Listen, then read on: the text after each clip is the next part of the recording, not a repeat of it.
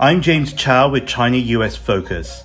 David Lampton has for decades shaped public understanding on China and its relationship with the United States.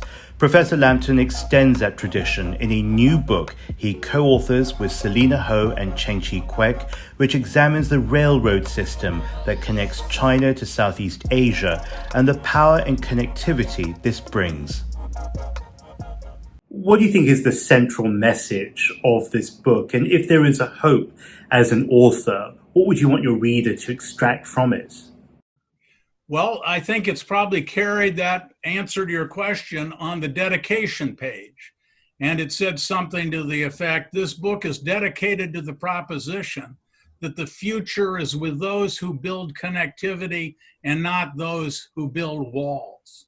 And of course, that pertain to a lot of developments around the world where we seem to be building walls against each other rather than connectivity.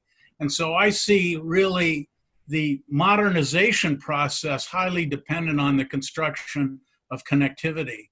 And what's, I think, joins the view of many Chinese leaders that I've talked to for writing this book and many Southeast Asians is they both believe you can't wait to be rich and then build infrastructure. You need to build infrastructure to get rich.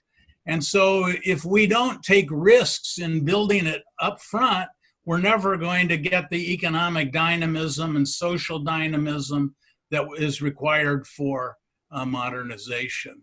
So I think, infrastructure, it's what I call the field of dreams approach. Build it and they will come. So in that sense, China's leaders and Southeast Asian leaders and many developing country leaders are on that same conceptual page. Belt and Road Initiative is a Chinese-led initiative, but it includes whole swathes of countries, I think well over 90 at the last count. What if you're a member of a nation that's not participating in BRI? I think another way is to sort of not be part of BRI, but realize BRI is going on and seize opportunities that creates. And so, for instance, BRI in Southeast Asia really amounts to developing north-south connectivity between China and the countries to its south. But there are many countries in Southeast Asia that also want to build east-west connectivity from India to Myanmar to Thailand to Cambodia to Vietnam.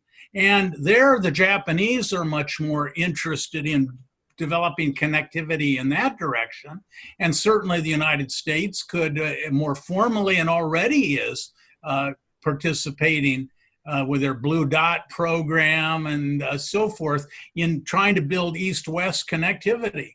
This is not necessarily aimed against China. And if you look at it from the big picture, China builds north-south connectivity, the West, so to speak, builds east-west connectivity, and they each promote the other, but don't necessarily require, partnership in BRI. So I think the future's uncertain, but I think that already the United States is beginning to think how it can participate. A while back, you chose to invest your career and your life in helping to illuminate our understanding of the relationship between two great countries. What would you say to the young person, to the young David Lamptons today, or the young potential David Lamptons? Well, in a way, I think the young people today face more challenges, and by word challenge, I think that's what gives meaning to life. So when I use challenge, I don't necessarily mean negative. But my generation came along in the Cold War, and really our challenge was to establish communication between what was then 25% of the world's people, China, and the United States and all our allies. That was a big job, but it was simple conceptually. I think now we've in effect created a relationship, not just between two governments, but two peoples.